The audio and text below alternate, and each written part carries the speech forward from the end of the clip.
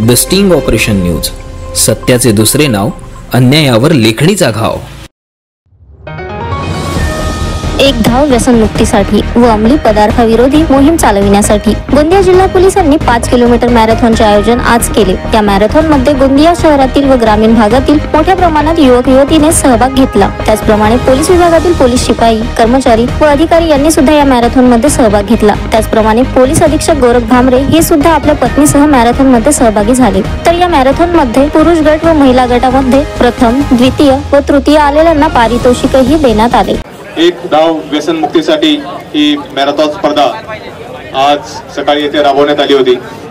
याचा मुख्य हेतू असा आहे की ड्रग्सचा जो सध्या प्रॉब्लेम आहे हा फार मोठ्या प्रमाणावर वाढत आहे आणि आज जरी तो आपल्याला खूप आपल्या डोळ्याने दिसत नसला किंवा शहरी भागात जास्त असं आपल्याला वाटत असलं तरी ग्रामीण भागाला सुद्धा हळूहळू या व्यसनांचा विळखा पडत आहे।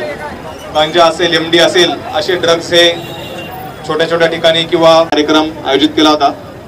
या मॅरेथॉन कार्यक्रमासाठी ज्यांनी विशेष प्रयत्न केले पीआय ट्रॅफिक, पीआय आयरकर, आरपीआय, त्याचप्रमाणे Sunil Kawade, the sting operation news, Gondia.